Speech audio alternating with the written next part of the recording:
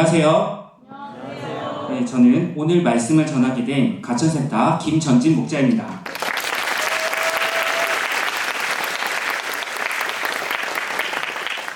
이제 수련회 이 수양관에서 마지막 날입니다. 여러분 아쉬우신가요? 네. 혹시 빨리 집에 가고 싶은 분도 계신가요? 수양회 오길 잘했죠? 네. 누군가는 여러 번 이 수양회에 왔던 분도 있었을 거고, 또 어떤 분은 처음 오신 분도 있었을 겁니다. 저는 첫 수양회에서 목자님과 탁구 내기에서 져서 참석했습니다. 그러나 그 수양회에서 예수님을 만났습니다. 이번 수양회에서 우리가 어떤 모양으로 왔든지 우리 모두의 마음에 하나님의 아끼시는 마음이 진하게 남을 수 있기를 간절히 기도합니다. 네. 오늘 말씀의 제목은 이제부로는 내가 사람을 취하리라 입니다. 말씀은 누가복음 5장 1절에서 11절까지고 요절 말씀인 5장 10절을 저와 여러분이 함께 읽고 기도하고 시작하겠습니다. 시작. 세베대의 아들로서 시몬의 동업자인 야고보와 요한도 놀랐습니다. 예수께서 시몬에게 이르시되 무서워하지 말라. 이제부로는 내가 사람을 취하리라 하시니. 사랑과 긍휼이 풍성하신 아버지 하나님, 수양회를 통해 삭개오와 또 요나와 니느웨까지도 아끼시고 또 만나주신 사랑을 가르쳐 주심에 감사합니다. 이젠 그 사랑을 우리가 10년 깊이 영접하기를 원합니다. 이 시간 베드로를 아끼신 하나님의 마음을 알고 우리가 그 부르시는 음성에 응답할 수 있게 하여 주시옵소서. 감사드리며 예수님의 이름으로 기도드렸습니다. 아멘. 저는 수양의 말씀 중 불평하고 불순종한 요나에게 두 번째 기회를 주시는 하나님을 깊이 만났습니다. 박넉굴 사건을 통해 하나님의 마음을 깨달았습니다. 내가 어찌 아끼지 아니하겠느냐. 하나님의 애타는 마음을 영접했습니다. 오늘은 베드로를 아끼신 예수님의 마음을 생각해 보고자 합니다. 우리가 베드로 이야기를 통해 모든 사람을 아끼시는 예수님을 만날 수 있기를 기도합니다. 네. 나 한 사람을 부르시는 그 말씀에 순종할 수 있기를 기도합니다. 네. 우리 다 함께 1, 2절을 읽어보겠습니다. 시작.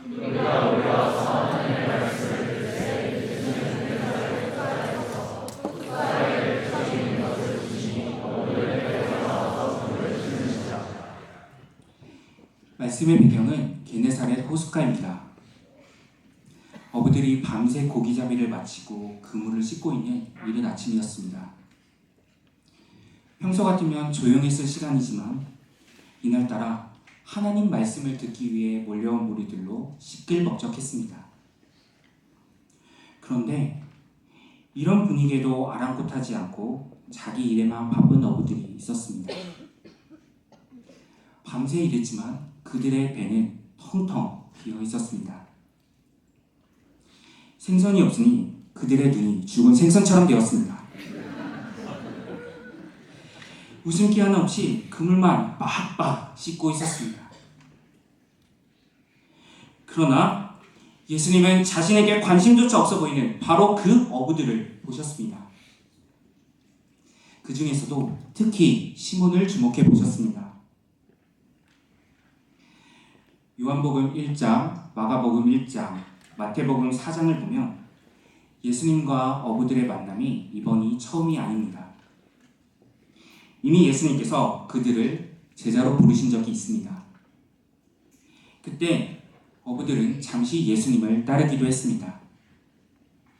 특히 예수님은 시몬에게 개발하는 이름도 주시고 장모의 열병도 낫게 해주실 만큼 특별히 아끼셨습니다. 그런데 그는 예수님보다 가족의 생계 그리고 자신의 세상 꿈을 더 소중하게 여겼고 다시 원래의 삶의 자리로 돌아와 있습니다. 시몬은 예수님을 만나는 게 불편했습니다. 또 피곤해서 빨리 그물을 싣고 집에 가서 쉬고 싶었습니다. 그러나 예수님은 이런 시몬을 포기하지 않으셨습니다. 삭개오를 불쌍히 여기고 찾아오셨듯이 시몬을 불쌍히 여기시고 다시 찾아오셨습니다. 세상에서 제일 나쁜 사람은 집에 갈 때 일거리를 던져주는 사람이라고 합니다.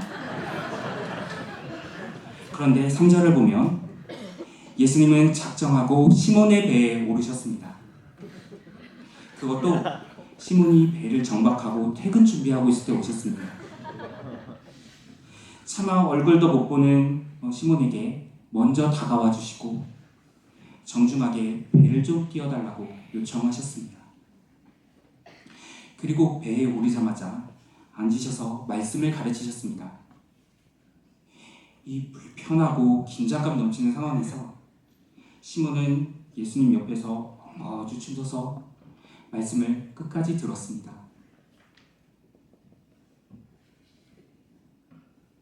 이제 설교가 끝났습니다.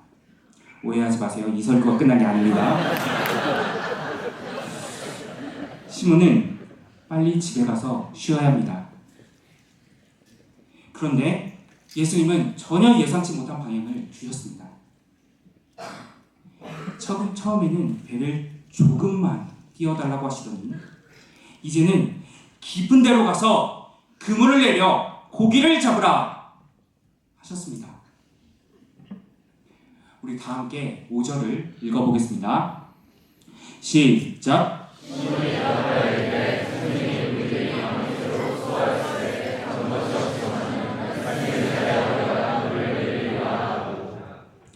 시몬은 밤새 최선을 다했지만 완벽하게 실패했습니다. 그런데 어떻게 이런 놀라운 반응을 보일 수 있었을까요? 예수님은 허탈한 마음으로 그물을 싣는 시몬을 보셨습니다. 아끼는 제자의 처량한 모습을 보고 있자니 그 마음이 어떠셨을까요? 불쌍히 여기고 뭐라도 해주고 싶지 않으셨을까요? 하지만 그렇다고 바로 물고기부터 잡게 해주지 않으셨습니다. 시몬의 빈배에 제일 먼저 말씀을 세워주셨습니다. 시몬은 피치 못하게 말씀을 들어야 했습니다. 그러나 말씀을 들으며 점점 믿음이 생겼습니다. 예수님이 과거 장모의 열병을 말씀으로 고쳐주신 일도 떠올랐습니다. 그래서 다 이해할 수는 없어도 예수님께서 그렇게 말씀하신 뜻이 있을 거라 생각했습니다. 그래서 예수님 말씀을 의지해 그물을 내렸습니다. 그렇게 하니 결과는 어떻게 됐습니까? 그물을 요리조리 피해가던 물고기가 이젠 힘이 많이 잡혀서 그물이 찢어졌습니다. 두 배를 가득 채우고도 물에 잠길 정도로 대박이 났습니다. 보통 때라면 있을 수 없는 반전의 반전이 일어났습니다. 그러나 장소는 어제랑 똑같습니다. 배도 그물도 사람도 모두 그대로입니다. 하지만 말씀을 듣고 시몬 한 사람이 변화되었습니다. 시몬이 많은 고기를 잡았다면 예수님의 명령을 들었을까요? 아니, 애초에 예수님이 이런 방식으로 말을 거셨을까요? 분명히 실패는 좋은 것이 아닙니다. 하지만 이 실패를 통해 시몬에게 예수님 말씀이 들어갈 틈이 생겼습니다. 그래서 말씀을 믿고 순종할 수 있었습니다. 그때 예수님은 그물이 찢어질 만큼 고기를 잡게 해주셨습니다. 밤새 그물질하고 허탕친 너부에게 이보다 더 기쁜 일이 있을까요? 하지만 시몬 베드로는 오히려 무릎 아래 엎드려 주여 나를 떠나소서 간청했습니다.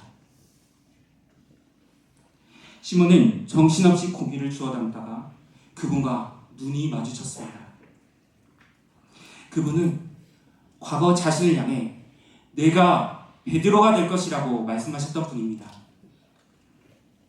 보통 선생님이 아니라 자연 만물도 지배하시는 하나님이십니다. 이제 그의 눈은 물고기가 아니라 예수님께 향하게 되었습니다. 하나님 말씀에 불순종했던 요나는 물고기 뱃속에서 회개했습니다. 하나님 말씀대로 살지 않던 강포한 니느웨도 말씀을 듣고 회개했습니다. 하나님을 밀어내기만 하고 물고기만 잡던 베드로는 주님의 말씀의 권위를 체험하고 두려워 떨었습니다. 예수님을 떠나 자기 성실과 수고로만 살았던 삶 자체가 죄라는 것을 깨달았습니다. 자신은 감히 하나님이신 그분 앞에 설 자격이 없다는 것을 깨달았습니다. 그 결과 그는 이 말밖에 할 수 없었습니다. 주여 나를 떠나소서 나는 죄인입니다. 하지만 예수님은 이렇게 말씀하셨습니다. 무서워하지 말라. 예수님이 다시 오신 목적은 심판이 아닙니다. 사명과 믿음의 길에서 실패한 시몬에게 다시 기회를 주시기 위해서입니다. 예수님은 시몬을 너무도 아끼셨습니다. 우리가 실패하지 않는 인생만 살 수 있다면 얼마나 좋겠습니까? 그러나 우리도 인간인지라 넘어지고 쓰러질 때가 있습니다. 베드로처럼 세상 욕심과 자기 수고로만 학업, 취업, 직장일에서 그물을 던지다가 실패할 때가 있습니다. 요나처럼 자기 중심적이고 불순종하다가 징계를 받을 때도 있습니다. 하지만 하나님은 다시 일어설 기회를 주십니다.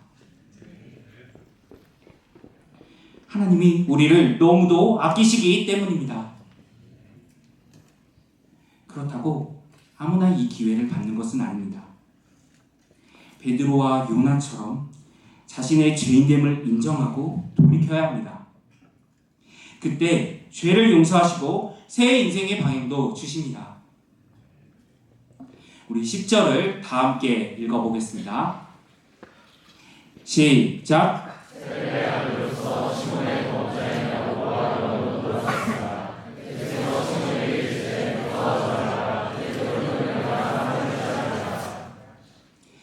이제후로는 내가 사람을 취하리라. 예수님은 삶의 방식을 180도 바꾸라고 하십니다. 이전 삶은 밤새도록 그물을 던져도 물고기 한 마리 잡지 못할 수도 있는 삶입니다. 열심히 한다고 해서 성공이 보장되지도 않는 삶입니다. 죽도록 노력해서 평범하게 의미 없이 살 수 있는 삶입니다. 아무리 많이 잡아도 다 없어지고 썩어질 삶입니다. 그러나 이제후로 살게 될 사람을 취하는 삶은 어떨까요? 영원히 없어지지 않고 가치 있는 삶입니다. 우리의 배가 가장 풍성하게 채워지는 삶입니다. 우리의 힘으로는 이런 삶을 살 수 없습니다. 그러나 말씀에 순종하고자 하면 예수님께서 도와주십니다. 이전에 어떤 삶을 살았든지 기억하지 않으십니다. 이제부터는 우리를 가장 귀한 사람을 취하는 일에 쓰고자 하십니다. 사람을 취하는 것은 사람을 생포하고 살리는 일입니다. 하나님 나라의 복음을 전파하는 일이고 예수님을 알고 자신의 죄인됨을 알게 하는 일입니다. 자기 경험과 생각이 최고인 줄 아는 사람에게 예수님 말씀이 최고라는 것을 가르쳐주는 삶입니다. 말씀에 순종하는 제자들을 세우는 것입니다. 이 일은 원래 예수님께서 하시는 일입니다. 그런데 이제 이 일을 가장 아끼는 수제자 베드로에게 그리고 우리에게 맡기십니다. 예수님이 가장 소중하게 여기시는 일을 대신하는 일이고 가장 영광스러운 일입니다. 예수님은 베드로를 최고로 아끼셔서 자신의 양무리를 맡기셨습니다. 내가 나를 사랑하느냐? 내 어린 양을 먹이라. 3번이나 간절하게 부탁하셨습니다. 베드로에게 가장 걸맞는 일이기 때문에 베드로를 가장 아끼는 마음으로 이 사명을 주셨습니다. 하늘과 땅의 모든 권세를 내게 주셨으니 그러므로 너희는 가서 모든 민족을 제자로 삼아 아버지와 아들과 성령의 이름으로 세례를 베풀고 내가 너희에게 분부한 모든 것을 가르쳐 지키게 하라. 볼지어다 내가 세상 끝날까지 너희와 항상 함께 있으리라. 예수님은 승천하시면서 베드로에게 모든 민족을 취하라고 하셨습니다. 세상 만민을 베드로에게 맡기셨습니다. 그만큼 베드로를 아끼셨고 베드로를 믿으셨습니다. 이런 하나님의 마음을 묵상하다 보니 보리라라는 찬양이 떠오릅니다. 제가 한번 1절만 불러보겠습니다.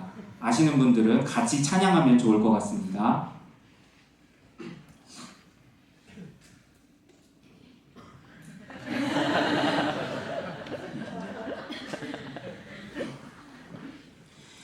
우리 오늘 눈물로 하나의 씨앗을 심는다.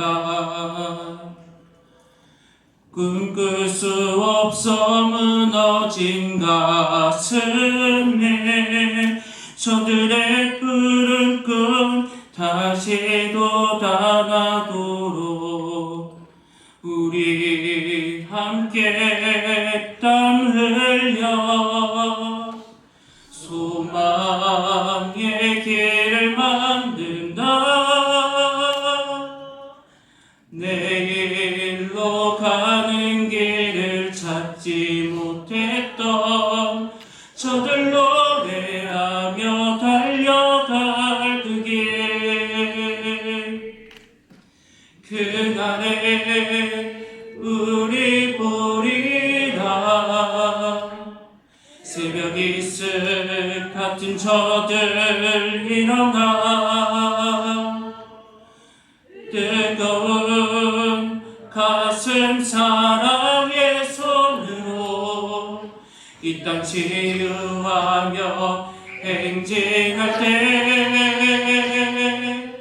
오래 황폐하였던 이 땅 어디서나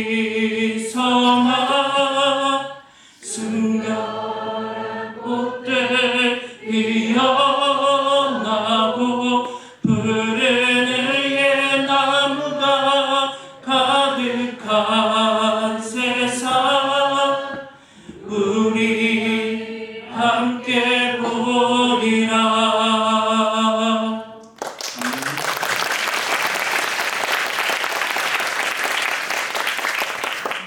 여러분은 이번 수양에서 하나님의 아끼시는 마음을 받으셨습니까? 말씀을 듣고 회개의 소감을 나누고 즐겁게 교제하며 또 기도와 찬양으로 하나님께 영광을 돌리는 여러분들을 보니 하나님의 마음이 충분히 전달된 것 같습니다.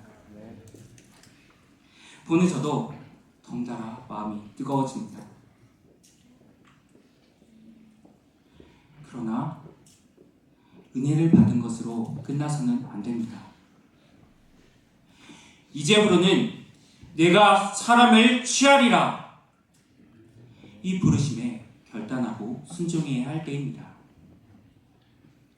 아무리 수양이가 은혜로워도 사명이 없으면 다시 원래의 삶의 자리로 돌아가기 때문입니다. 하나님께서 이 시간 특별한 뜻 가운데 우리를 이 자리에 부르신 줄로 믿습니다. 그럼 하나님의 아낌없는 마음을 쏟아주신 하나님께 우리는 어떻게 응답해야 할까요? 다 같이 11절을 읽어보겠습니다. 시작.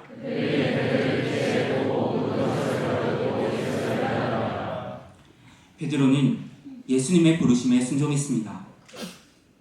세상에서 해야 할 일과 하고 싶은 일들이 많이 있었지만 제일 먼저 사명을 감당하고자 결단했습니다. 배와 물고기를 그대로 놓아두고 먼저 예수님을 따랐습니다. 그 이후 베드로는 어떻게 되었을까요? 올해 신년 말씀이 베드로 전서입니다. 베드로가 이제후로는 내가 사람을 취하리라 이 부르심을 받고 30년 후에 쓴 편지입니다. 베드로는 하나님의 양무리를 치라 권면합니다. 양무리의 본이 되라고 명령합니다. 그리하면 목자장 되신 예수님께서 시들지 않는 영광의 면류관을 주신다고 확신 있게 선포합니다. 베드로는 예수님을 목자장이라고 부르고 있습니다. 목자장 되신 예수님과 소통하며 그가 목자로 살았다는 것을 알 수 있습니다. 예수님이 십자가 고난을 말씀하실 때 옆으로 조용히 불러서 꾸짖던 베드로. 예수님께서 십자가를 지실 때 도망가고 3번이나 부인했던 베드로가 이제는 무엇을 권면합니까? 너희가 그리스도의 고난에 참여하는 것으로 즐거워하라. 그리스도의 고난의 증인이라는 자부심이 넘쳐 흐르고 있습니다. 유다이즘에 갇혔던 그가 180도 변화되었습니다. 예루살렘을 떠나 안디옥, 소아시아, 로마까지 가서 사람을 취하는 삶을 살았습니다. 예수님은 우리에게도 이 축복과 영광의 길에 함께하자고 부르십니다. 하나님의 가장 소중한 일에 동업하자고 하십니다. 이 시간 우리를 가장 아끼시는 주님의 사랑과 은혜가 우리 안에 가득하기를 기도합니다. 우리를 사람 취하는 삶으로 초청하시는 이 말씀에 따르는 저와 여러분이 되기를 간절히 기도합니다. 저의 본명은 김영경입니다. 영화영에 빛날 경자를 써서 영화롭고 빛나는 인생을 살라는 뜻입니다. 저는 사람들의 인정을 받고 빛나는 인생을 살고 싶었지만 실패했습니다. 그래서 술과 게임, 정욕으로 도피하며 폐인처럼 살았습니다. 하나님은 소망을 잃고 캠퍼스에서 방황하던 저를 특별히 아끼셔서 찾아와 주셨습니다. 사사기 6장 12절 큰 용사여 여호와께서 너와 함께 계시도다 말씀으로 자존감 낮고 두려움 많은 저를 큰 용사라고 불러주셨습니다. 히브리서 10장 39절 우리는 뒤로 물러가 멸망할 자가 아니요 오직 영혼을 구원함에 이르는 믿음을 가진 자니라 하는 말씀으로 비전을 주시고 전진이라는 이름을 주셨습니다. 제게 주신 이 이름처럼 군내에서, 캠퍼스에서, 직장에서 전진하는 삶을 살았습니다. 군 입대 첫날 저의 기도는 군생활 통해서 저를 쓰실 만한 믿음의 용사로 성장하게 해주세요. 주회전에 문지기로라도 쓰임받게 해주세요 였습니다. 사실 그런 뜻은 아니었지만 하나님은 이 기도를 받으시고 저를 가장 빡센 철겁처럼 전방부대로 보내셨습니다. 빡센 훈련 통해 영육간 단련시키셨습니다. 그리고 대대 군종으로 섬기며 부대원들에게 주일 저녁 말씀을 전했습니다. 군생활은 힘들었지만 주님을 뜨겁게 만나고 캠퍼스의 목자의 삶도 결단했습니다. 복학 후에는 실패했던 학업도 다시 도전했습니다.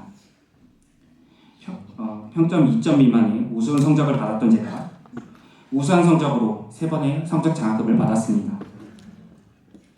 주변 사람들과 양들에게 제가 만난 하나님을 뜨겁게 전했습니다. 캠퍼스 전도 통해 양을 얻고 성경 말씀을 가르쳤습니다. 직장 생활을 하면서는 하나님께 맡겨드리며 첫소상과 10의 2조를 하나님께 드렸습니다. 주말을 온전히 드려 예배 환경을 준비하고 찬양과 제2의 예배 말씀을 섬겼습니다. 하지만 직장 상사와의 갈등, 또 어머니의 뇌출혈, 심장수술, 대장암 수술이라는 광풍이 불었습니다. 낮은 직장 스트레스에 시달리고 밤엔 아버지와 교대로 병간호하는 생활이 힘들었습니다. 갑작스러운 상황에 준비된 물질도 없었습니다. 긴 고난에 지치고 절망한 제게 하나님은 역대상 4장 10절 말씀을 통해서 저의 믿음의 지경을 넓히시고 주의 복에 복을 더하시겠다고 하셨습니다. 이 말씀대로 어머니의 병이 낫고 또 보험금으로 물질도 풍족하게 채워주셨습니다. 직장도 더 나은 곳으로 옮겨 사람으로 인한 스트레스도 사라졌습니다. 무엇보다 이 어려움을 겪으며 제 인생 문제였던 부모님의 불화, 또 아버지와의 깨졌던 사랑의 관계성이 완전히 회복되었습니다. 이 체험을 통해 하나님은 저를 너무도 아끼시고 제 인생을 합력해 가장 좋은 길로 인도하신다는 것을 깨닫게 되었습니다. 직장에서의 물고기만 잡는 삶, 또 사람들의 인정만 받으며 편하게 살고자 했던 삶 대신에 인생 방향을 다시 한번 바꾸었습니다. 사무엘상 3장 10절 말씀하옵소서 주의 종이 듣겠나이다. 말씀을 붙들고 캠퍼스 역사에 헌신하고자 결단했습니다. 한 달에 두 번 반차를 내고 5분 메시지로 찬양과 학생 모임을 섬겼습니다. 동아리 홍보전을 통해 캠퍼스 양들에게 복음을 전했습니다. 저희 학생 모임과 전도하는 모습들이고 가장 오른쪽에는 제가 섬기는 양이 있습니다. 그리고 작년 하나님은 허물 많고 자격 없는 저를 스템 목자의 길로 부르셨습니다. 20대 초반 술 취하고 길바닥에 주저앉아 의미 있는 인생을 살고 싶다며 탄식하고 드린 기도대로 하나님은 저를 인도해 주셨습니다. 하나님의 인도하심이 가장 옳다는 믿음이 있었기에 주저없이 부르심에 순종했습니다. 제게 주신 예수님의 은혜를 캠퍼스 양들에게도 전해주고 싶었습니다. 그래서 신입생 오리엔테이션부터 시작해 계속해서 전도를 나갔습니다. 한 사람을 말씀으로 돕고 싶다는 간절한 기도 가운데 실패해도 계속해서 도전했습니다. 될 때까지 해보자, 되더라도 해보자 하는 마음으로 날마다 복음을 전하러 나갔습니다. 그럴 때 한 명 한 명 말씀 공부하는 양들을 보내주셨습니다.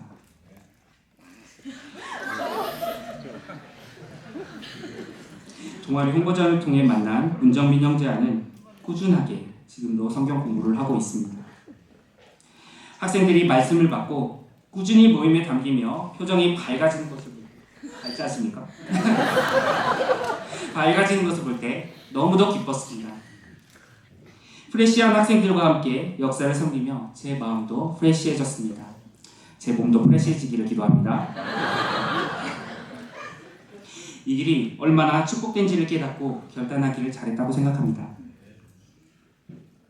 또한 순회 인턴 교육 통해 전국을 돌아다니며 배우고 성장할 수 있었습니다.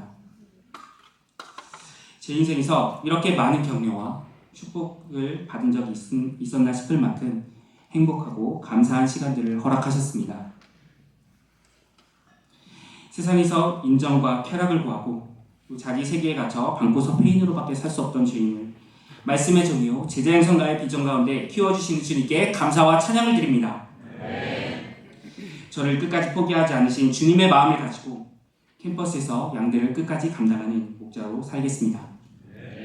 한 영혼을 살리시기 위해 생명까지 쏟아 부어주셨던 주님의 마음을 들고 영혼을 구하기 위해 전진하는 삶을 살겠습니다. 계속해서 저희 가운데 주님의 말씀을 듣고 이 부르심에 순종하는 다음 세대 믿음의 청년들을 세워주시기를 간절히 기도합니다. 요절 말씀 5장 10절 읽고 기도하고 마치겠습니다. 다 함께 읽어보겠습니다. 시작. 세베대의 아들로서 시몬의 동업자인 야고보와 요한도 놀랐습니다. 예수께서 시몬에게 이르시되 무서워하지 말라. 이제부로는 내가 사람을 취하리라 하시니. 사랑과 긍휼이 풍성하신 아버지 하나님, 세상에서 내 마음대로 또 내 욕심대로 그물을 던지다 실패하고 절망했던 죄인들을 특별히 아껴주시고 가장 귀한 사람 취하는 삶으로 불러주심을 감사합니다. 이 시간 수양회를 통해 우리가 즐겁게 교제하고 또 은혜 받은 것으로 끝나지 않게 하시고 주님의 부르심에 순종해 복음을 전하고 사람을 취하는 인생 살기를 간절히 기도합니다. 저희가 모든 사람을 아끼시고 부르시는 예수님의 애타는 마음을 알고 우리에게 주신 캠퍼스 땅에서 또 선교지에서 사람을 살리는 삶 살기를 간절히 기도합니다. 예수님의 이름으로 기도드렸습니다. 아멘.